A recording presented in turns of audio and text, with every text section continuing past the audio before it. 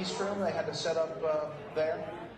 Yeah, there's about 400 people who were there. I was invited in to be part of what's called an expanded pool, but I've got to be out here in the North Lawn speaking to you. We were not able to do any unilateral broadcasting from inside that room, which is why I stayed out to stay with you.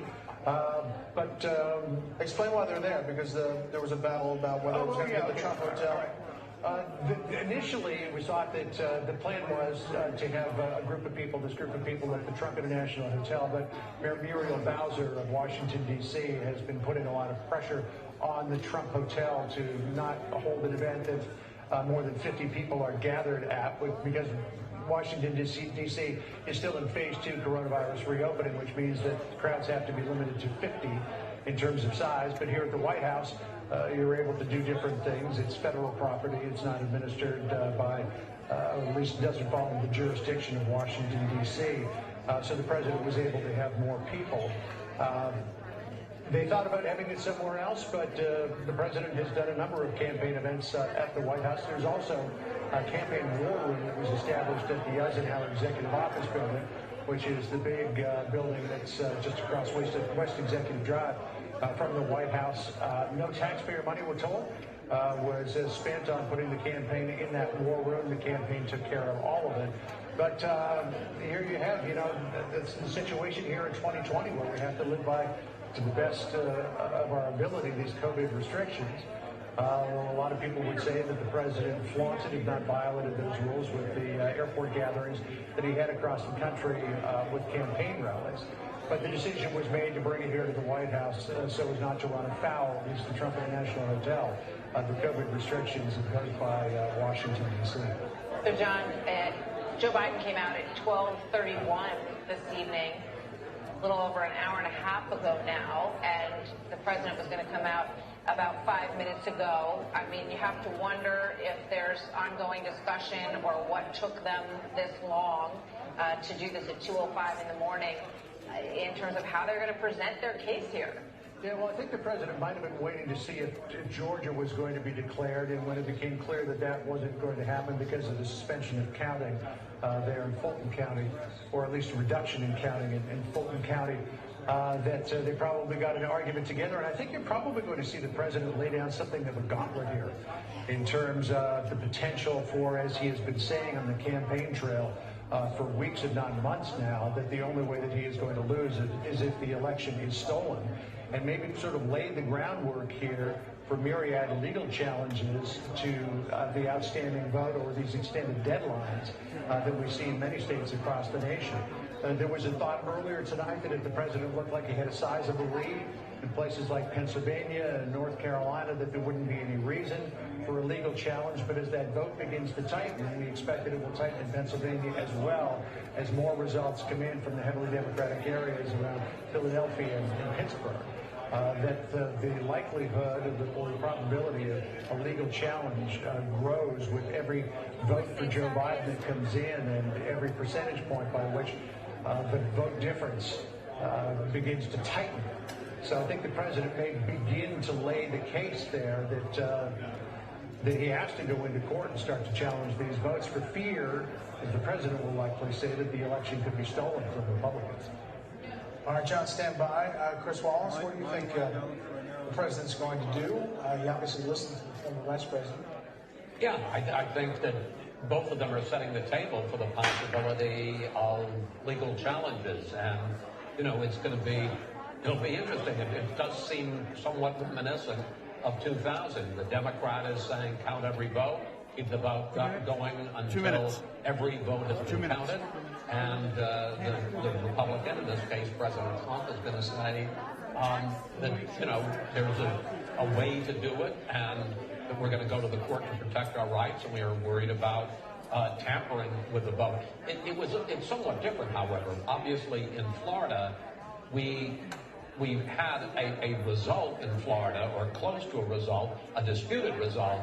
But I mean, we're in a situation now where we're nowhere near Pennsylvania counting all of its votes, or Georgia, or a number of these states. So it's a more complicated case for the president to make now than it was in Florida, where all the states have been called at various points. George W. Bush had been declared the winner. Joe Biden, Al Gore had actually conceded and then had to rescind his concession. And of course, the famous line where Gore said, "You don't have to be snippy about it." So, I mean, this is going to be a more complicated and tougher case for this president to make than it was for George W. Bush. And it's going to be excruciating for the country.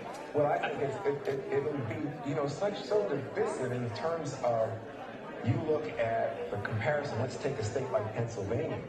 You look at the rural counties in the middle versus, the counties that are strong Democratic counties, Pittsburgh, but also around that Philadelphia area. That's one level of division. But I think you also have to keep in mind, in a place like Georgia, you're looking at votes around the Atlanta area, heavily minority votes. In Pennsylvania, again, you're looking at votes concentrated in the Philadelphia and Pittsburgh area. Again, specifically in Philadelphia, heavily minority votes. And the suggestion that there might be some hanky-panky or fraud or whatever is, again, going to raise the level of division, I think, in the country. I think it just tears our social fabric. Can I just hold on one second. We have under 2 minutes now before the president, but we do have a call to make. The decision desk is now calling the Montana Senate race for the incumbent, Steve Bannon, Republican against the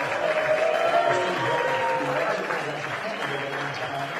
Ran for Senate. This was supposed to be a Democratic pickup. This is a big hole for Republicans, and you see the 46-47, it's only Democrats +1. Remember, they have to have net +4 to take over control. We're getting to the point, if you look to Michigan, if you look to Purdue and Georgia, if he stays over 50%, that we may, this morning, be able to say that Republicans are going to hold on to control in the U.S. I was just going to say, if you want a pretty good idea what the president's going to say, I just got a fundraising appeal from the Trump-Pence campaign breaking. Democrats plan to steal the election.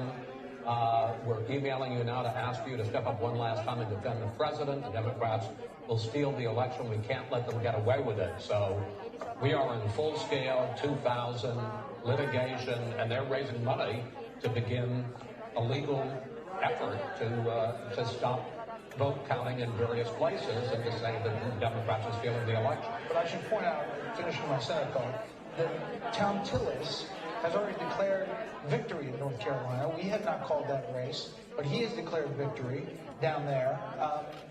It's lining up that Mitch McConnell, after his victory tonight, will continue to be Senate Majority Leader and not minority. And it's worth pointing out that what 2000 we have institutions and procedures for settling these kinds of disputes. They held up then, took a long time, a lot of different courts at many levels, ended up in the Supreme Court, but it was handled.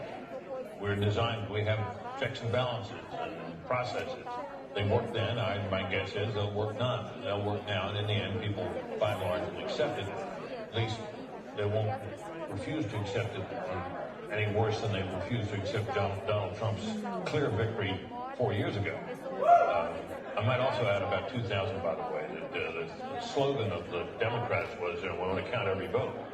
They didn't really want to count every vote. They wanted to count votes and keep counting votes in parts of Florida where they believed they would pick up votes. They didn't want to count anywhere else. David Boies, who was the lawyer for the Trump team, acknowledged that in his book. The Bush team. I'm sorry, did I say The Trump team. It's the Bush team. You mean the Gore team? The Gore team, yeah. David Boies was the Gore team. Sorry. And he said in his book that they didn't want to go counting more, try to count in the county, but they didn't think they were going to pick up. Well, that's what's going to happen here too. Yeah. But don't you think that you're going to start saying, well, you can count them here or don't count them there, and there'll be obviously objections to what's going on in Philadelphia or what's going on in Georgia now in Fulton County. I wish I were as optimistic as you, and certainly I don't think the country's going to come apart about it. But that's what I'm saying. This is the last thing the country needs. I mean, so many people are close to a political nervous breakdown, and it seems to me this is going to put us closer to the edge of that. it's a 2020 cherry on the top of a really awful Sunday that the country really does not need. And that, I think, is one of the most difficult parts of watching all of this unfold tonight. It's starting to look, we did some history lessons earlier, but it's like 1896.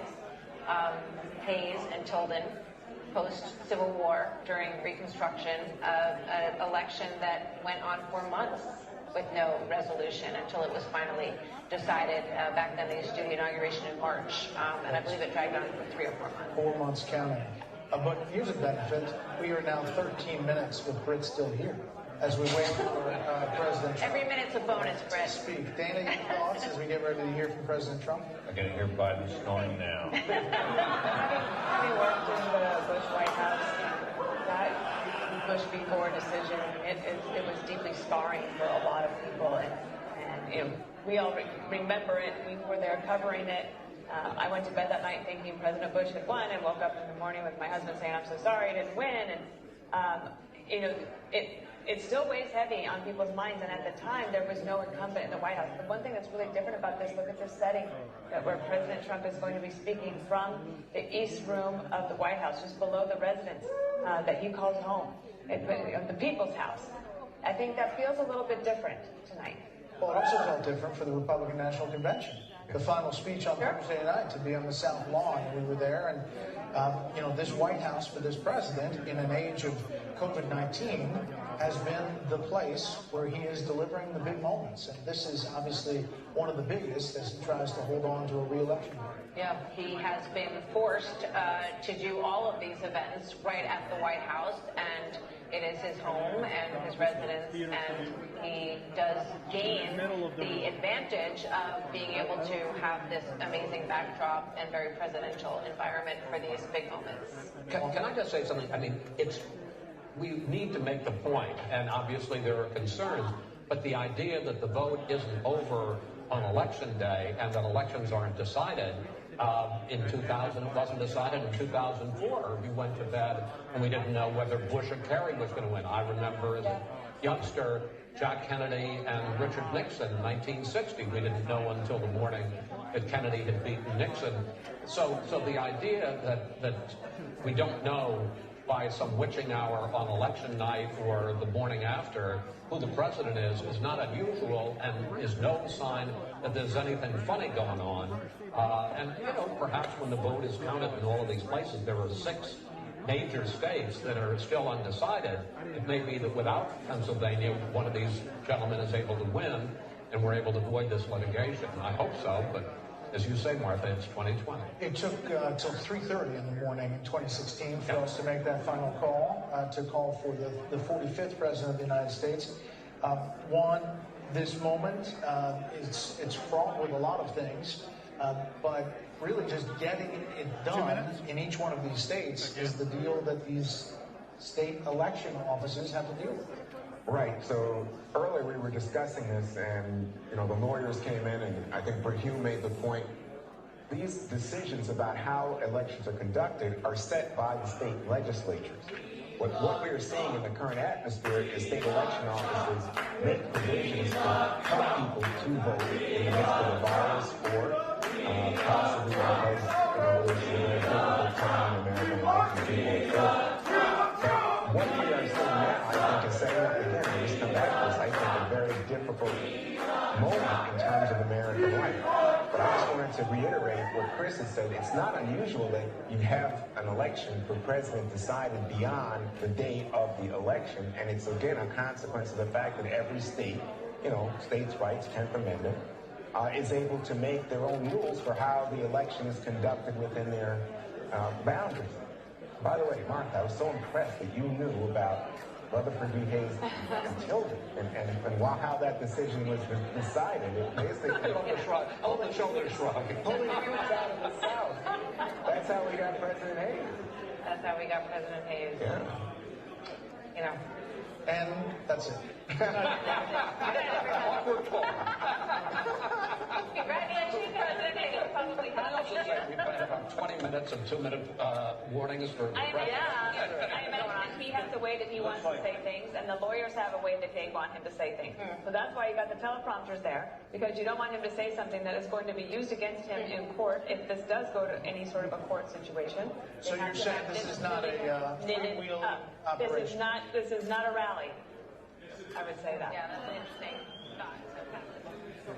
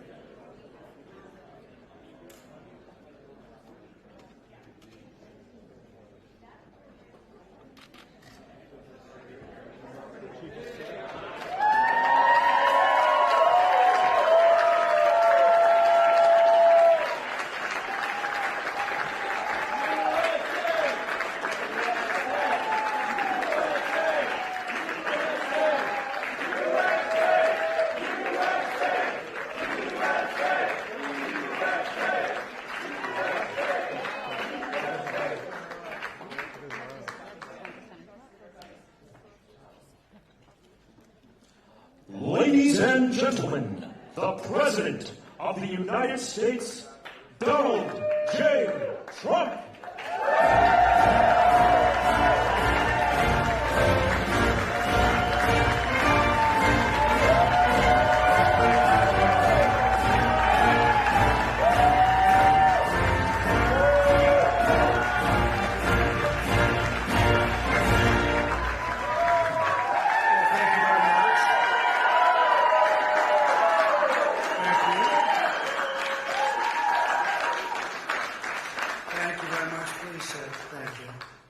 This is without question the latest news conference I've ever had.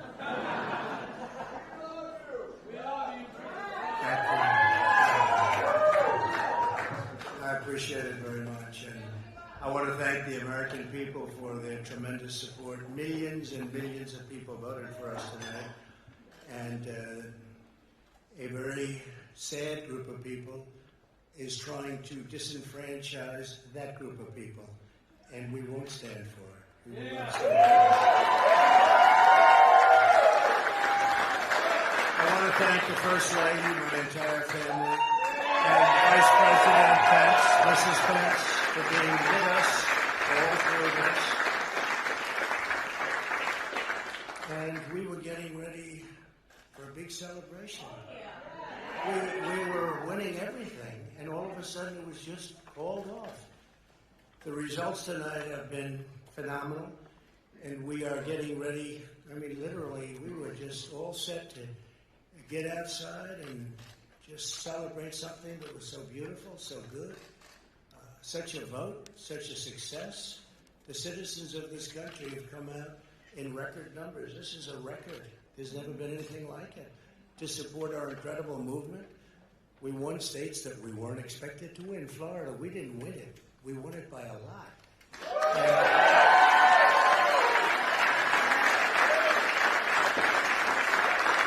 We won the great state of Ohio. We won Texas.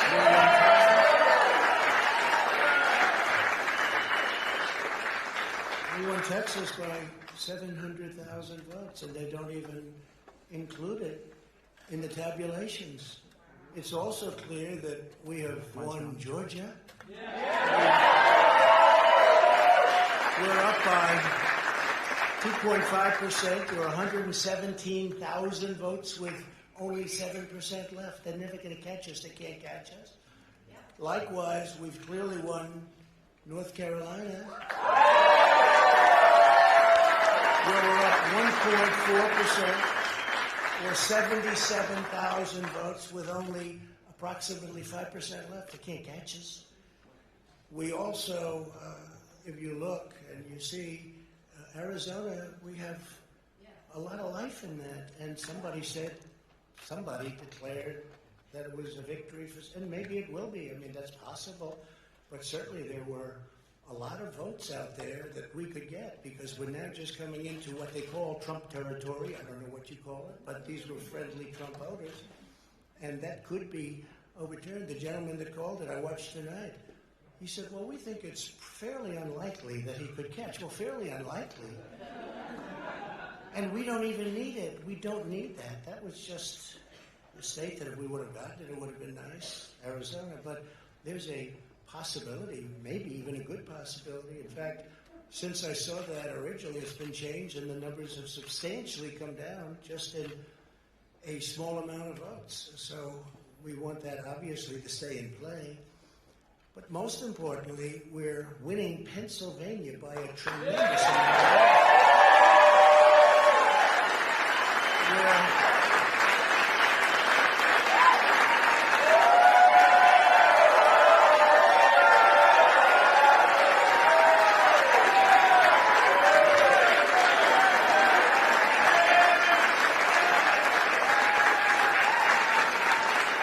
We're up 600. Think of this.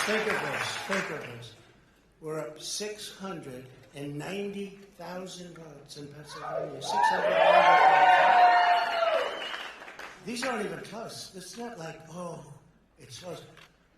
With 64% of the vote in, it's going to be almost impossible to catch. And we're coming into good Pennsylvania areas where they happen to like your president.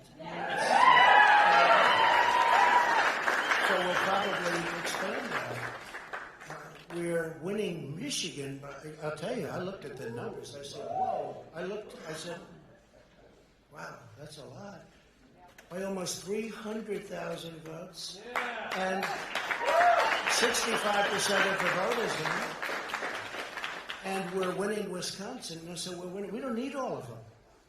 We need, because when you add Texas in, which wasn't added, I spoke with the really wonderful governor of Texas just a little while ago, and Greg Abbott, he said, congratulations. He called me to congratulate me on winning Texas. I mean, we won Texas. I don't think they finished quite the tabulation, but there's no way. And it was almost complete, but he congratulated me. Then he said, by the way, what's going on? I've never seen anything like this. Can I tell you what? Nobody has.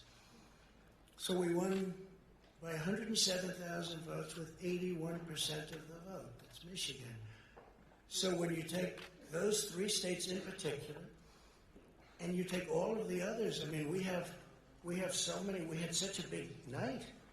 You just take a look at all of these states that we've won tonight, and then you take a look at the kind of margins that we've won them by. And all of a sudden, it's not like we're up 12 votes and we have 60% left. We won states, and all of a sudden, I said, what happened to the election? It's off. And we have all these announcers saying, what happened? And then they said, oh, because you know what happened?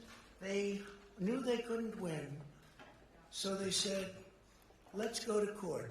And did I predict this, Newt? Did I say this? I've been saying this from the day I heard they were going to send out tens of millions of ballots. I said exactly, because either they were going to win, or if they didn't win, they'll take us to court. So Florida was a tremendous victory. 377,000. Texas, as we said. Ohio did this. Ohio, a tremendous state, a big state. I love Ohio. We won by 8.1%, 460. Almost 500,000 votes. North Carolina, big victory with North Carolina. And so we won there. We lead by 76,000 votes with almost nothing left. And all of a sudden, everything just stopped. This is a fraud on the American public. This is an embarrassment to our country. We were getting ready to win this election. Frankly, we did win this election.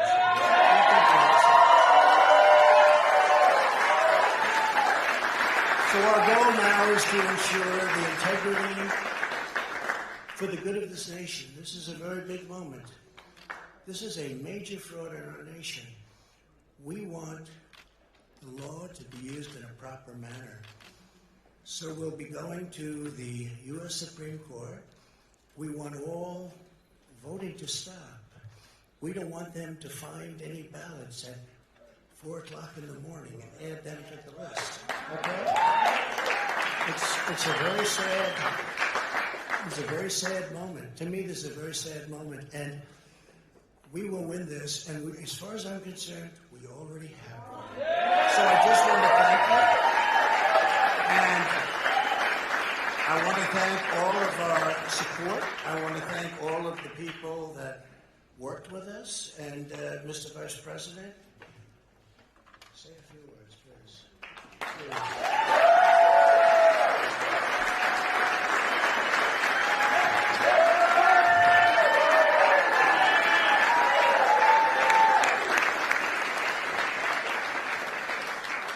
Thank you, Mr. President. I want to join you in thanking more than 60 million Americans who have already cast their vote for 4 more years for President Donald Trump.